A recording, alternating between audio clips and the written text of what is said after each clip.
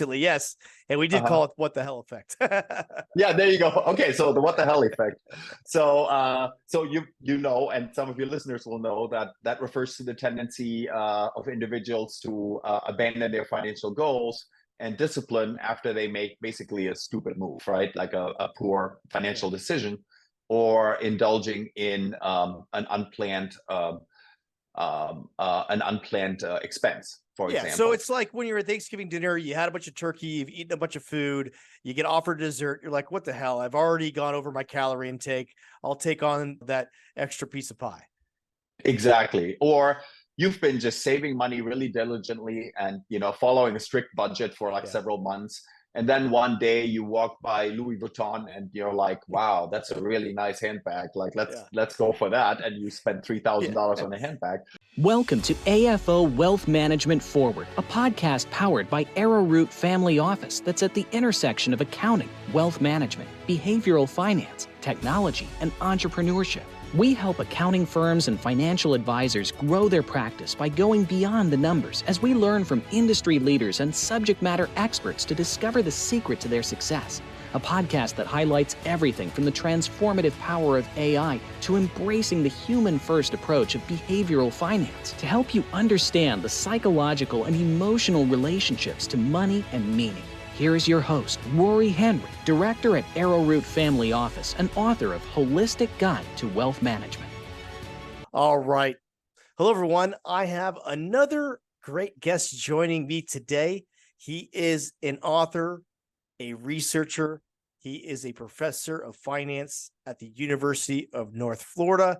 We're here to talk about the psychology of financial planning and a newer subset of behavioral finance, a field called neurofinance. So without further ado, let me introduce our guest, Oliver Schnusenberg. Oliver, welcome to the show. Thank you so much for having me, Rory. It's a pleasure to be here. Yes, we just both came back from the Shift conference. I know I had a great time here, and I reached out to you. I wanted to bring you on the podcast to have you share your wisdom.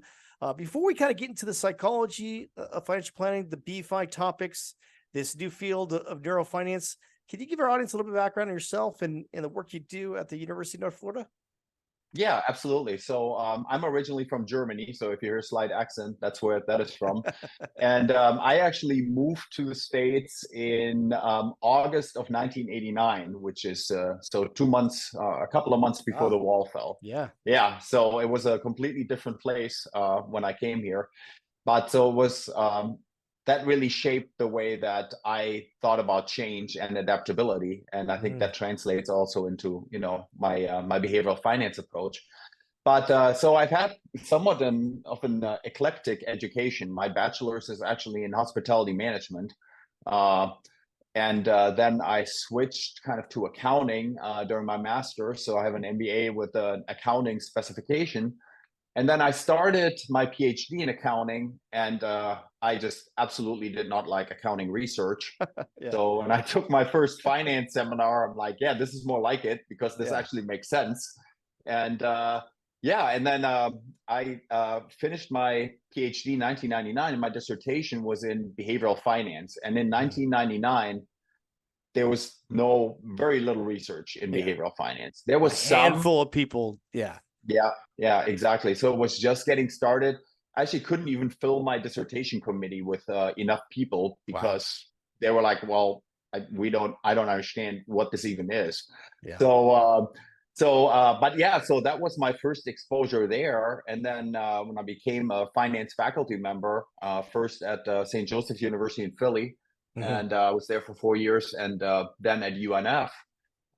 I started to be drawn more to the financial planning side of things because financial planning to me is more of the empathetic side. It's more of the side that really has to do with decision making and involves emotion, whereas the financial analyst side is more like the hardcore, Technical. let's figure out the fundamental value, etc. But as a result, I got my CFP marks in 2013, and then I just kept kind of educating myself in that area. So we're both BFAs, so that's a great designation. So thing to perform.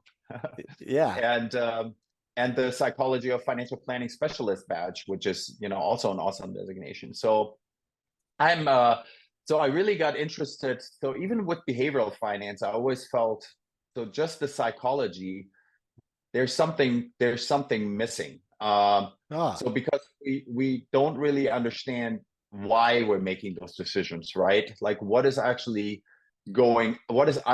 the psychology, if you will. Right. So as a result of that, I'm currently in a master's program at King's College London, that is on psychology and neuroscience and mental health. So and that is allowing me to kind of translate that into neurofinance, where I'm starting to do some research. And that is such a new, like financial therapy is generally considered a new area. Yeah, this is really, really new. Neurofinance is really new. I have a Google alert set for neurofinance, and there's like nothing that comes through. That's how new it. Like even a couple of my colleagues were like, "What is that? Like that is, I've never even heard of that." Well, let's talk about this, because I started studying up on it as well here, Oliver. And Are you an accountant looking to generate more revenue and secure your future success as automation and artificial intelligence revolutionize the accounting profession? If so, contact us at AFO Wealth Management Forward. We specialize in helping accountants and advisors just like you build a custom brand to pinpoint your optimal clientele, generate highly qualified leads through our data-driven digital marketing, and execute wealth management growth services to bring more value to your firm and your client's life. Our strategic approach to branding, marketing, and wealth management is carefully tailored to attract ideal clients, increase customer retention rates, and cultivate lasting relationships with clients across generations. Visit wealthmanagementforward.com to book your free consultation to find out how you can elevate your practice. I think this really just takes behavioral finance really a couple steps further. So instead of going over the psychology of money or the emotional impact of money, we're actually looking at the physiological makeup of what's going on in our brain, our neurotransmitters, our hormones. What are we looking at when it comes to the brain and the different physiological components that go into play here? Yeah, sure. So generally, neurofinance deals with the underlying physiological aspects of our decision making, right? Like, so what is actually happening as we make decisions? So I can give you a couple of specific examples. So there's a couple. Maybe the best way to do this is to talk about specific biases and then see where the neuroscience actually plays into that. I like it. Yeah. There is something called, as an example, the what the heck effect. It's actually called something else, but let's stick with that. I just interviewed Scott Rick recently, yes. And we did call it what the hell effect. Yeah, there you go. Okay, so the what the hell effect. So you know, and some of your listeners will know that refers to the tendency of individuals to abandon their financial goals and discipline after they make basically a stupid move, right? Like a poor financial decision, or indulging in an unplanned expense, for example. So it's like when you're at Thanksgiving dinner, you had a bunch of turkey, you've eaten a bunch of food, you get offered dessert, you're like, what the hell? I've already gone over my calorie intake. I'll take on that extra piece of pie. Exactly. Or you've been just saving money really diligently and, following a strict budget for several months. And then one day you walk by Louis Vuitton and you're like, wow, that's a really nice handbag. Like, let's go for that. And you spend $3,000 on a handbag. Right. And so, So after that, maybe you say, well, what the heck? I've already messed up and my budget for the month, or I've eaten too much turkey already. I might as well go all out. Right. Yeah. So why not continue spending impulsively? Why not just continue gorging myself, right? Yeah. So get another Coach bag as well. Right, and that'll cascade, right? Yeah. So where our impulse control and executive functions are in this context is the prefrontal cortex, right? Yes. So the immediate gratification part is more in the limbic system, right? Yeah. So the two really, exactly, the amygdala. So the two really clash there, right? So what we have to do in that case is kind of strengthen the prefrontal cortex cognitive control functions and try to regulate impulsive behaviors and manage emotional responses, right? So how can we do that? We could use set goals. We could do mindfulness. We could pre-plan and pre-commit so that we don't fall into that trap, and reinforce more rational financial decisions, right? So that's one example. Yeah, and that goes back to the work we do as a behavioral financial advisor and the 4 R's. So we recognize an outside stimuli. Ooh, I really want that Louis Vuitton bag. You then can reflect on your long-term goals, your values, and then from there you're able to reframe your decision. Well, should I buy that? Is that in conflict with where I want to be in life or what I do value? So doing that reframing can then allow you to respond. So those 4 R's, right? It's recognize the emotion of the outside stimuli, reflect on your long-term goals, your values, be able to reframe that decision, and then respond using that rational prefrontal cortex part of your brain. Yes, and actually combined with the freeze exercise, right? Like, so it's just like, let's slow things down, let's just like pause a second and just think about, okay, what are we doing here?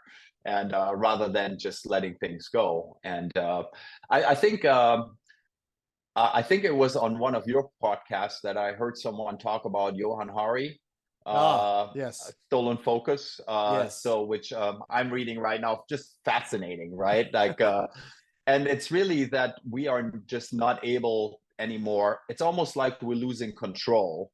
We're losing control to everything that is bombarding us constantly. And to really just take a step back and be mindful and to really just think about what we're doing is becoming more alien to us, right? And we're kind of the lucky ones. But if we look at the next generation, that lack of focus is, especially in education, very, very apparent. It's really it's scary how absent it is from just where it's becoming almost a concept that is unknown to people. Like, at least sometimes when we are on the phone or we are doing multitasking, even though it's not really multitasking, like multitasking is actually switching from one to the other and changing our brain to concentrate on different things not at the same time, but sequentially, right? So it's really not doing several things at once. It's taking the focus from one thing and putting it on another thing. It just happens really, really fast. So and when that happens, we're really depriving ourselves of opportunities to there's that switching cost associated with it. Yeah, exactly, to focus on something. So it's, neuroscience neurofinance is fascinating.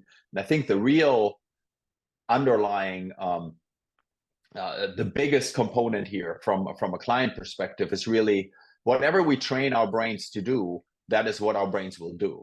Right? Neuroplasticity is a very strong thing. So it's really reinforcing those neurons to fire a certain way, right? That's what we want to do by doing something very specific. Look at what we're training our brains, or what our kids are training their brains on, is the TikTok feeds of the world, having those short attention spans, those 8-second attention spans. So we're really training those neural pathways to have that lack of focus, which obviously is not healthy.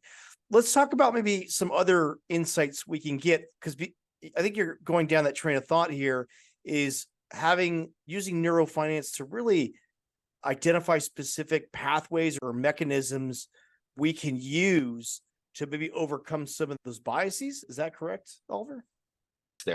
So there's something called reactance. It's also called the Boomerang Effect. So that's like unintended consequences of an attempt to persuade, which results in the adoption of an opposing position instead. So basically, the more you push a client to do a certain thing, the more resistant they will become. when people experience that reactance, that triggers neural activity in the ACC, in the anterior cingulate cortex. Okay, so the boomerang effect can be linked to that cortex's role in evaluating and responding to threats to personal autonomy, right? So one thing you could do here is a role reversal. That is, ask the planner and the client to switch roles temporarily. And then, so if the client takes on the role of the planner and the planner assumes the role of the client, so each person should present and defend the opposite viewpoint of their financial strategy, right? So that way, you really kind of train the mind to think in a different way, I guess. So we're kind of playing tricks on our mind almost. Let's kind of talk about how we can integrate this with behavioral finance models or behavioral data. So maybe taking that the neural or psychological data and then having a more comprehensive picture to really help us predict financial decisions. I asked that question, but I read up on some of the material here. How would that apply in the real world? Think of Doc Brown in Back to the Future when he has the that's funny. the huge brain scanner. But anyways, how do we make this applicable in the real world? I mean, we're putting people under neuroimaging in a sense here. You know, how do we make that leap into being able to apply that in the real world? Yeah, so that's a loaded question because I think there's several facets to that. So one is, and now I'm going back to the academic side of it. Yeah. But from an academic viewpoint, the research will be very challenging, and the reason I say that is because in finance departments we do not have that necessary equipment. Yeah, you don't have neuroimaging. Yeah. Yeah, so we at the University of North Florida, we are currently renovating our building. So we're combining two buildings for the College of Business. And our dean has been fantastic in just really building up the College of Business. And part of what he's doing is putting in a behavioral lab into that new building, which is awesome. When eye trackers, for example, right, which kind of track what you focus on, are really expensive. If you get a high level one, you're talking like multiple $1,000 just for one. Yeah. And physiological equipment is a little better, but it's still fairly expensive. So anyway, to make a long story short, so from a research perspective, it's really hard for finance faculty to write anything in that area. But that is also going to ultimately turn into a strength, I think, because it's going to force faculty to combine forces, to join forces with the neuroscience department, the College of Health, and really do some co-authorship there. And that'll really open up perspectives, I believe.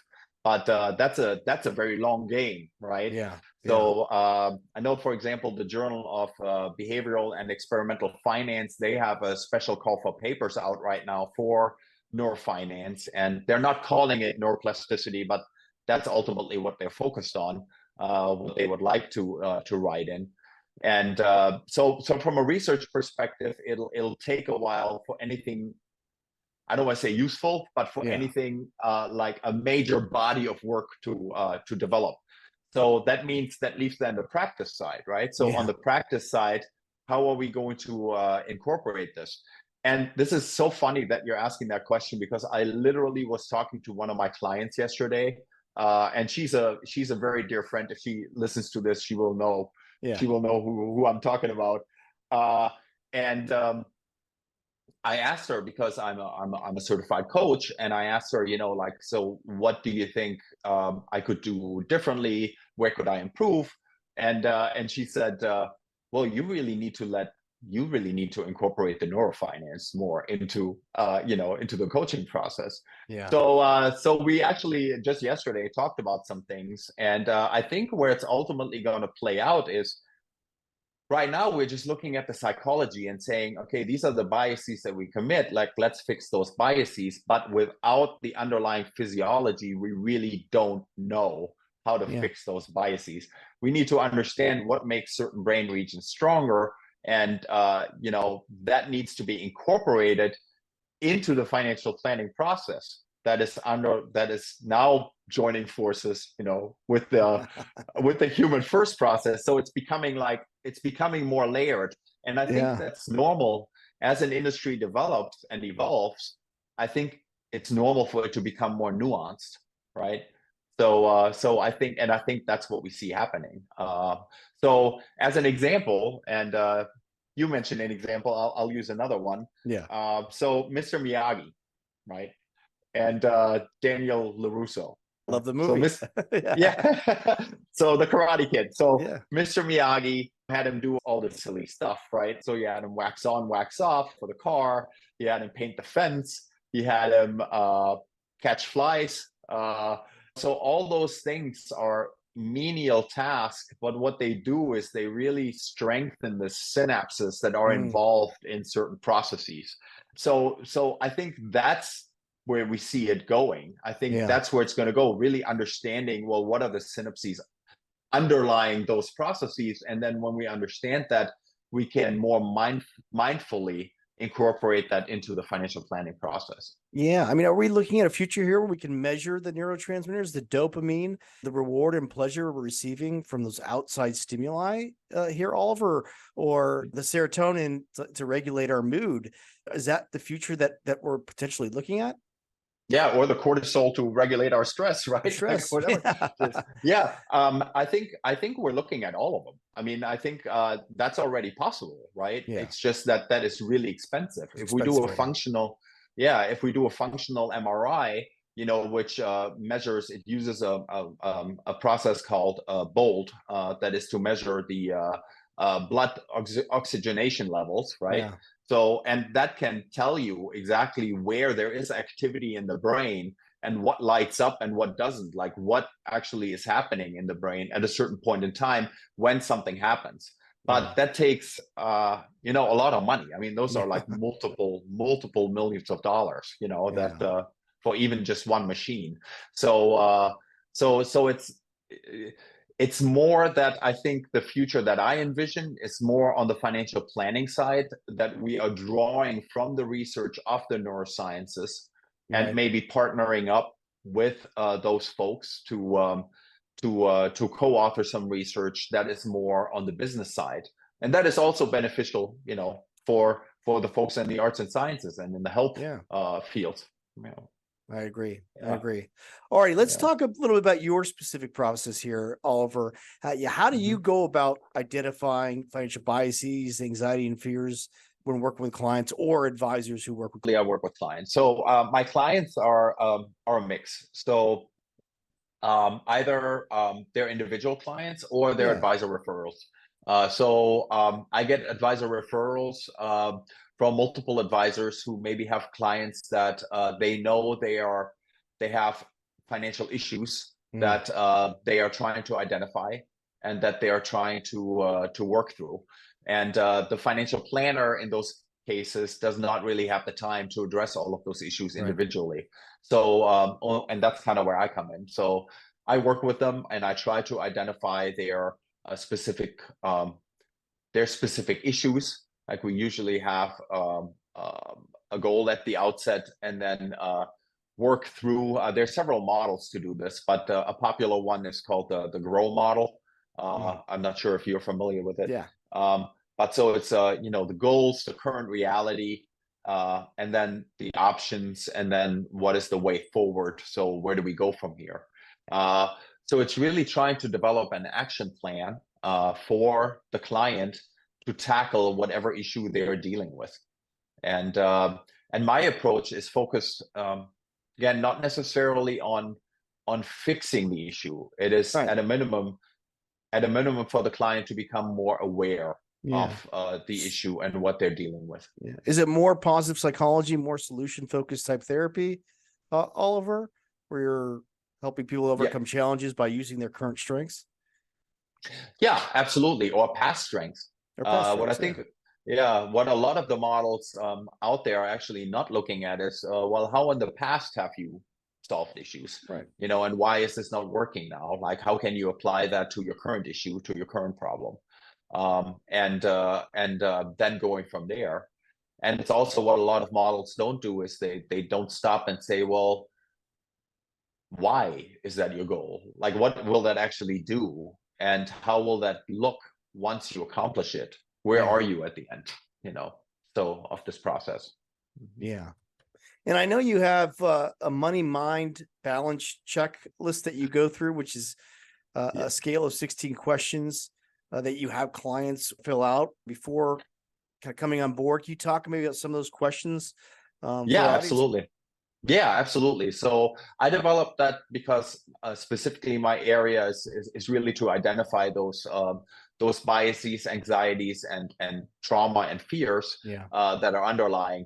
And I mentioned to you before, so this is not a validated scale. So I'm hoping that it'll become a validated scale in the future, but it is not currently. But for those that don't know what a validated scale is, Oliver, what's a validated scale? Yeah, a validated scale is basically means it has been used in research and has been found to have validity in like a structural equation modeling or something of that nature. So it has not been used in research yet, but once my plate clears a little, I'm probably going to write a paper and hopefully show that these are actually capturing what I think they're capturing. But I do have to say that in using them and the answers to the questions that the people provide are very, very indicative of what the actual issues are, as far as I can tell. So, there's 4 different areas. So there's financial decision-making, financial fears and anxieties, financial traumas, financial resilience and awareness. Those are the 4 areas. And then to the questions, it's a 5-point Likert type scale. So, for example, in financial decision-making, I ask, okay, I tend to make impulsive purchases that I later regret. Like, how true is that? I delay making important financial decisions due to feeling overwhelmed. I second guess my financial decisions, or I rely on others to make financial decisions for me. So it really gives me a sense of, well, how do they even make the financial decisions? And once I understand that, it allows me to then go, well, okay, so is your goal really yours, or is it maybe someone else's? And how do you actually go through setting the action items to accomplish that goal, to achieve that goal? Financial fears and anxieties, I can ask, I feel anxious when I have to talk about or deal with money. The thought of losing money keeps me from taking necessary financial risks. I worry about my financial future to the point that it affects my daily life. Or discussing my financial situation with others makes me uncomfortable. So really, just what on the money inventory, the client's money inventory would probably be like money avoidance, a little bit. So it's related to that. And then financial traumas would be past financial losses significantly impact my current financial decisions. I've experienced financial betrayal or deceit. Financial discussions trigger emotional distress, and I avoid certain financial activities because they remind me of past financial failures. So it's really, is there like a big event in your past that has an impact on you? Yeah, exactly. It's traumatic, and it's it's really hard to overcome. And that's I'm not a financial therapist yet, but if any financial therapist would tell you that those are difficult things to deal with, I think. So to overcome financial trauma. And then financial resilience and awareness. I find it difficult to bounce back from setbacks. I'm unaware of my monthly expenses and budgeting needs. I often feel powerless over my financial situation, or I lack the necessary knowledge to make personal financial decisions. So so that's the 16 questions. Yeah. And so from there, they fill that out. And then really the financial coaching process starts to begin. Can you kind of detail what the next steps are in how you work with clients doing that type of financial coaching? Yeah, sure.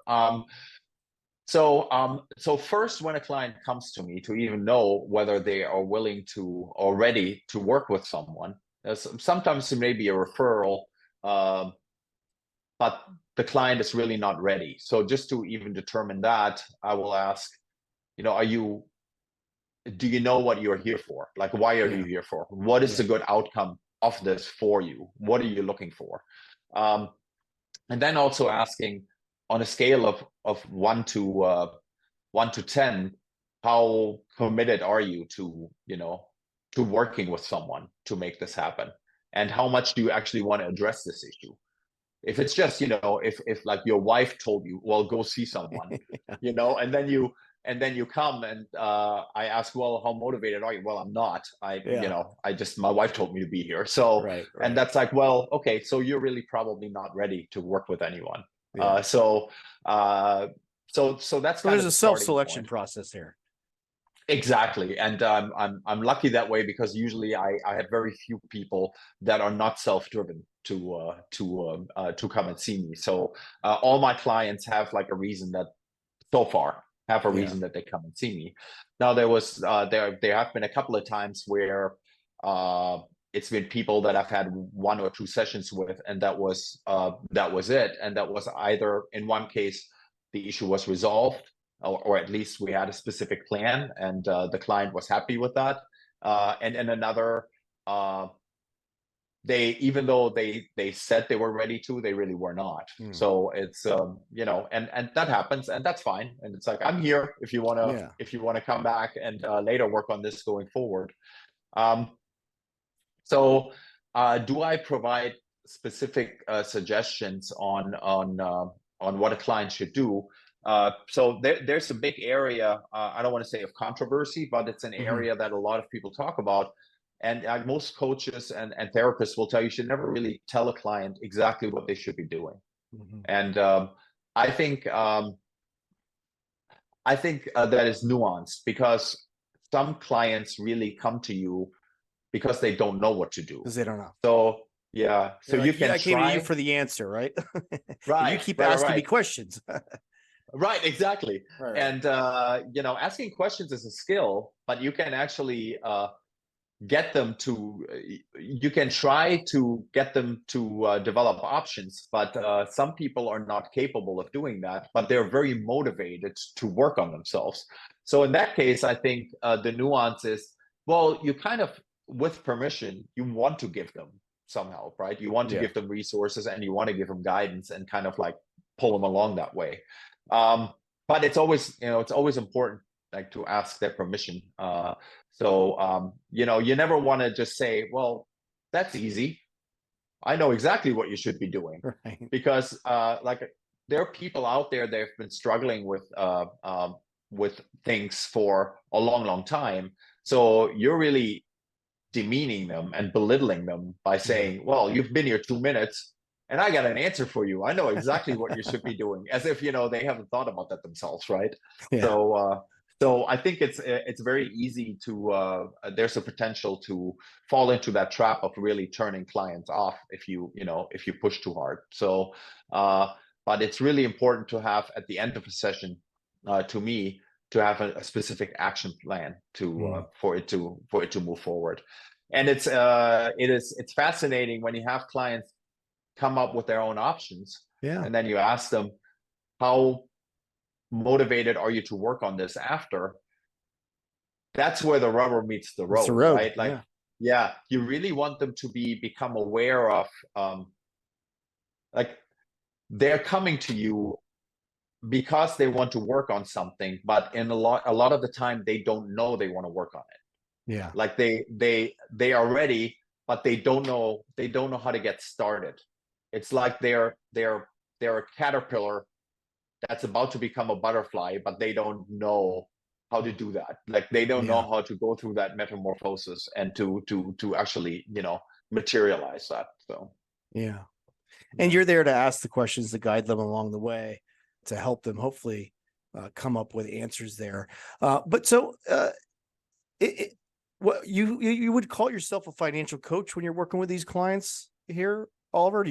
Is that correct? Yes. Okay.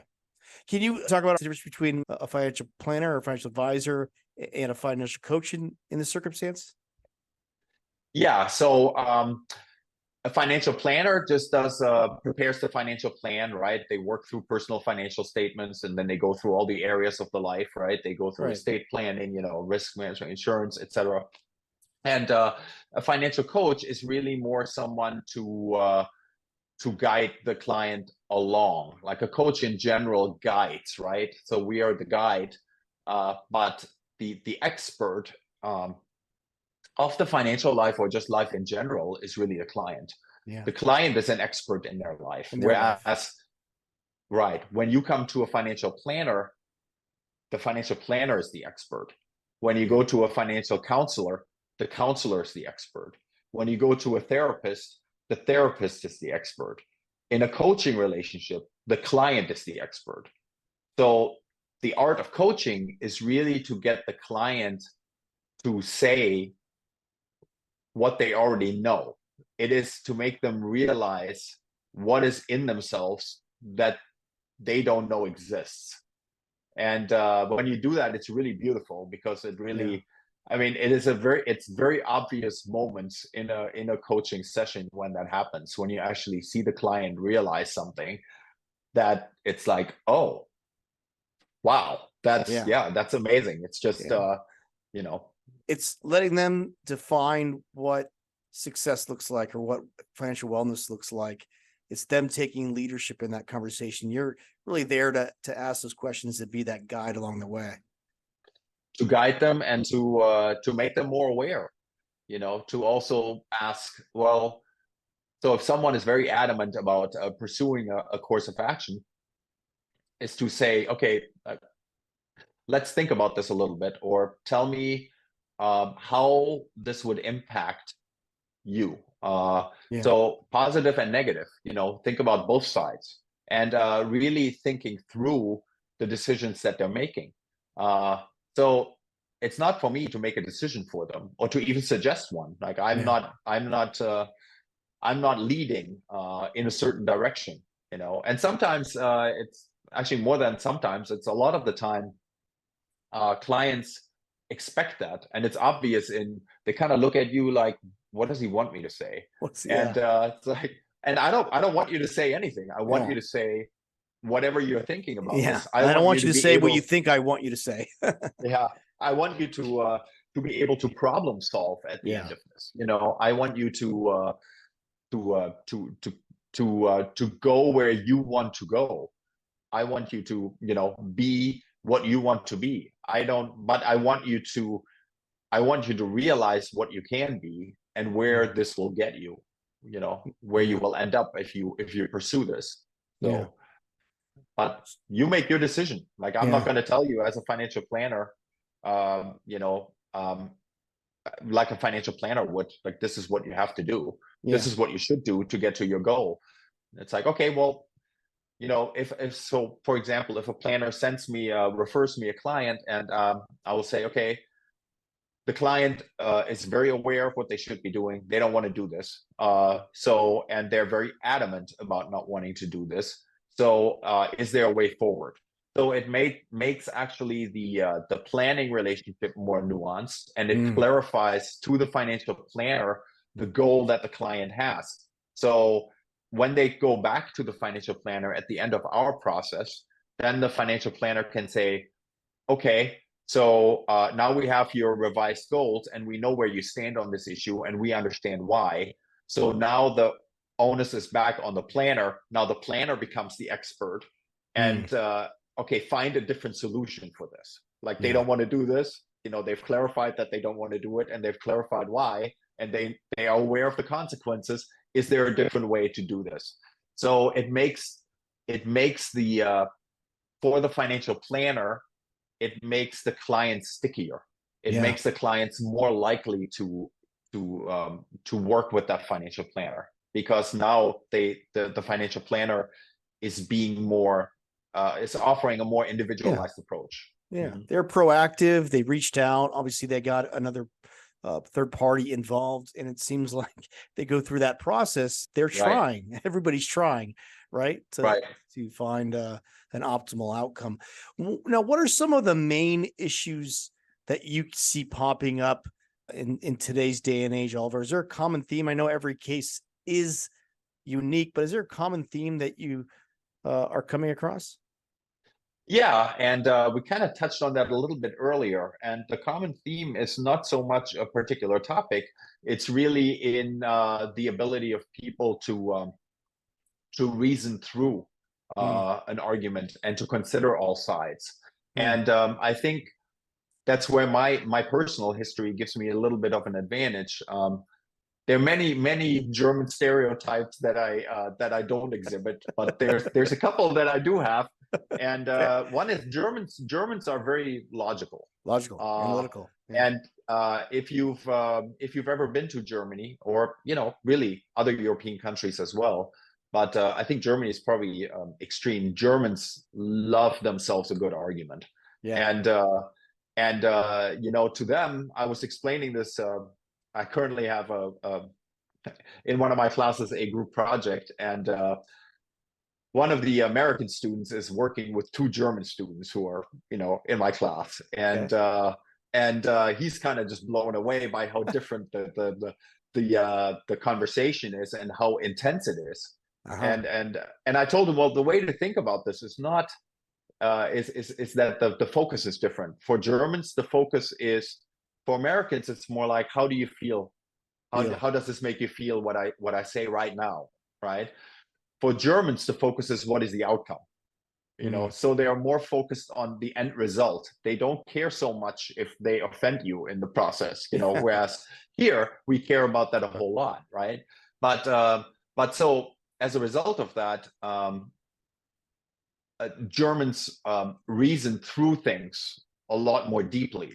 So there comes a and as an approach, you see that in clients, that ability over time, and that includes Germany everywhere, I think is becoming lost. It's just the ability to analyze things and think through it. This is a totally different topic, and I don't want to get sidetracked, but AI is not helping with that.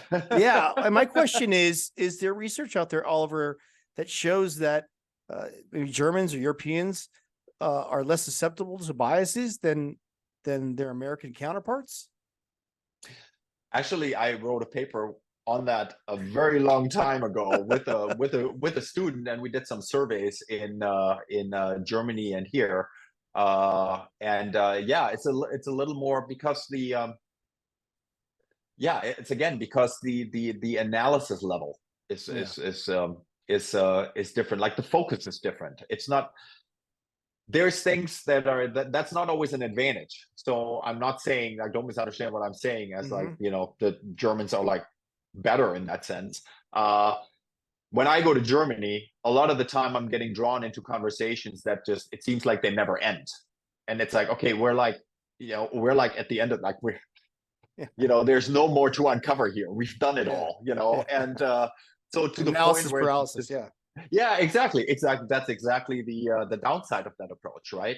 Yeah. So as we know in behavioral finance, there's something called representativeness, which is it allows us to make like quick decisions, right? Like okay, something looks like that. That's what it is. Let's move on. And 95% of the time, that's correct. Right?